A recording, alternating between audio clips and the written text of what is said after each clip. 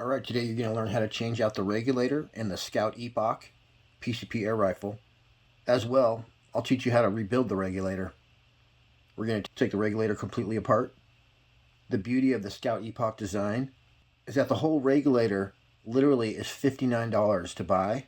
So in less than 1 minute, you can pull the old regulator out, screw the new one in, and then you'll be able to easily identify what's wrong with your old regulator. In this case, I had an O-ring pop out of place. So in most cases, you'll simply replace an O-ring, or you may have to replace a tiny part within the regulator. But that's it.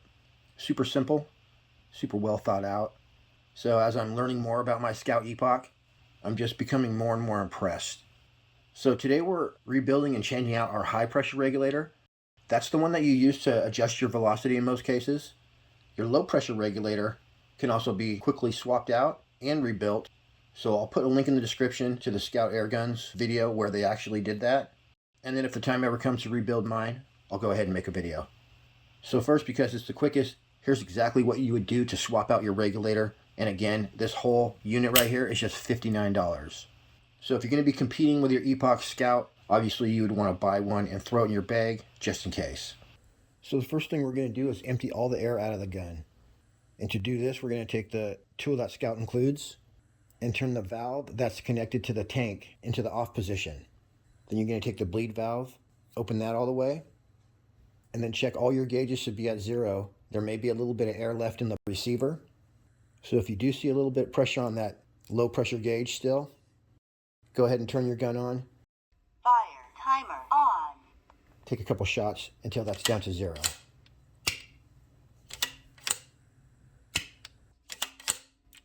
There we go, we got all the air out. Now we're ready to remove the bottle. You want to make sure when you're unscrewing the bottle that the on-off valve that's attached to the top is unscrewing with it. You don't want to unscrew the bottle from the on-off valve. You want to remove the bottle from the gun with the on-off valve intact. Now the next thing you're going to do is take a dental pick, and there's a little wire piece. Comes out super easy. Just kind of pop that over the lip and that'll slide right out. Next thing you're going to do is turn your dial, which is I guess you'd call the regulator cap. Just turn that counterclockwise and eventually it'll come right off. Okay, so this right here is your regulator spring. There's no right side up. It can go in either way. These right here are technically shims, but I'm going to call them washers. This right here is your regulator spring guide. Next step, take a 3/8 socket or driver and you'll be able to stick it right over that brass part and remove the regulator by turning it counterclockwise. Once it's all the way unscrewed, you may have to give it a pull straight up because the O-rings and the grease form a pretty good seal. So if you were just swapping out your regulator real fast, then meow, you would just unwrap your new regulator. It's going to come with every single part but your cap or dial, basically. So every Skout comes with a big toolkit, and inside there's going to be some grease.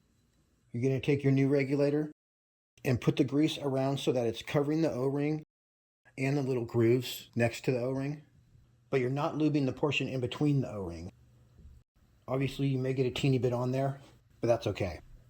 Then you're going to pop your regulator in the hole. You'll start turning it, and then there will be a point when you'll feel it kind of pop down and hear a click, and that's when the threads are engaged. Once that happens, you can go ahead and tighten it down. There it is, and it just bottoms out, just plain stops. This little brass piece that you see in there, that's actually called your piston, and it's got an O-ring on the top and an O-ring on the side. The end with the dimple in it that does not have an O-ring is going to sit right against the other side of your spring guide. So right now that dimple is facing up. So we're just going to take first our spring guide, and I got my 2 washers on top of that. And then I'm going to put my regulator spring in there. It doesn't matter which way it goes. Then we'll take our regulator cap, just drop it right on top of there. Then you simply screw it in clockwise. And then eventually it's going to reach the part where it feels like it usually does. Kind of stiff when you're turning it. And that's when you're good. And the last thing you're going to do is take your little wire piece, and you're going to have the bumps facing upward. Just slide that baby right in there, pop it over the lip, and now you're done. You're ready to air your gun up. If for some reason your regulator was leaking, that would just mean that you need to screw the cap in a little bit more.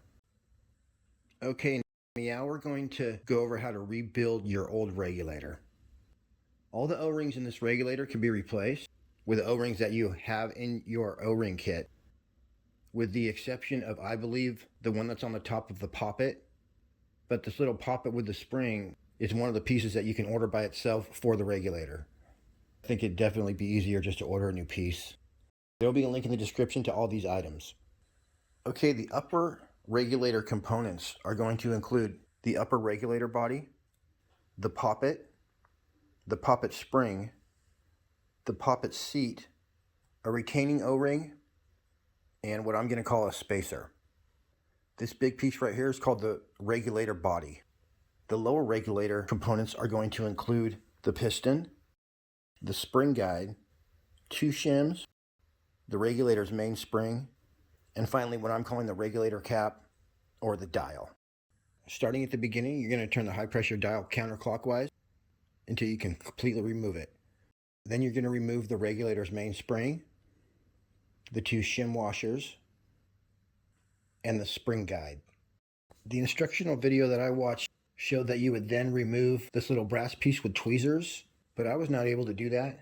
I recommend that you skip this next step and go on to the next one, which would be to take a 3/8 socket or driver and remove the regulator by turning it counterclockwise. Once it's all the way unscrewed, you may have to give it a pull straight up because the O-rings and the grease form a pretty good seal. You'll be able to push that out very easily once the regulator's out of the gun. Then the thin part is actually called the upper regulator. So you're going to take your 3/16 Allen key that came with the Skout and your 3/8 driver, and then you'll be able to unscrew the upper regulator from the main regulator body. Inside the upper regulator, you're going to find the poppet and the poppet spring. Then if you look right in the main body, first you're going to see this spacer. So pop that out of there. And then you're going to see the poppet seat, which is this little ring that's in there. There's actually a pocket that will allow you to get your tool in there and pull it out. But first you need to remove the O-ring that's holding it in there. This is something you may not be able to get the O-ring out without damaging it, but again, you have multiple replacements in your toolkit. Once you remove the retaining O-ring, the poppet seat will come right out.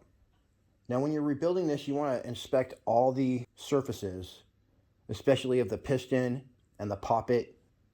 Make sure nothing is bent and there's no scratches or marring. As well, you're going to want to check for any debris, make sure there's no debris. Basically clean everything up. So if you have something like a damaged O-ring, more than likely that's going to be your problem. You can just replace the O-rings. But if you were to get, let's say, a scratch on your piston or something looks worn out, you just get a hold of Skout. I'm pretty sure they'll send you any single piece. So when it's time to put your regulator back together, you're going to want to put a little bit of grease on the shaft of the poppet. And then without the spring, you're going to put that into the upper regulator body and move it back and forth basically to make sure all the grease is in there. Then when you pull it out, you can redistribute the grease, put your spring on, and then put it in the body. Make sure it's working smoothly. And then you can go back to your main regulator body, drop in that poppet seat, and then the retaining O-ring. It's really easy to put back in there. And then your spacer is going to go with the wide end first into the main body. And then finally you have your poppet and poppet spring. You basically just screw the upper regulator back together with all that stuff in there. You're going to lube the O-rings, being careful to cover the O-rings as well as the grooves next to them, but you're not lubing the very inside, that part right there. Drop that small end first into the gun, and then when you start turning it, eventually you'll hear a click. That's when the threads are seated. You can go ahead and tighten it up from there. Then you're going to take your piston and put a little bit of grease around the outer O-ring. Don't put grease on the top one. Then O-ring first. You'll just pop that right down in there. Push it in with your finger. And then you should see that little dimple.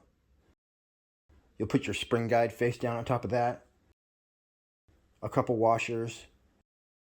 And then your main regulator spring. And finally, screw that dial back on all the way, and you're set. Once again, if it's leaking air, that would only mean that your dial isn't tight enough. All right, you guys, that's it for me on this one. We've just scratched the surface of this bad boy. So I'm really looking forward to bringing you more Skout videos. All right, everybody. Till next time, happy shooting. We'll see you on the next one.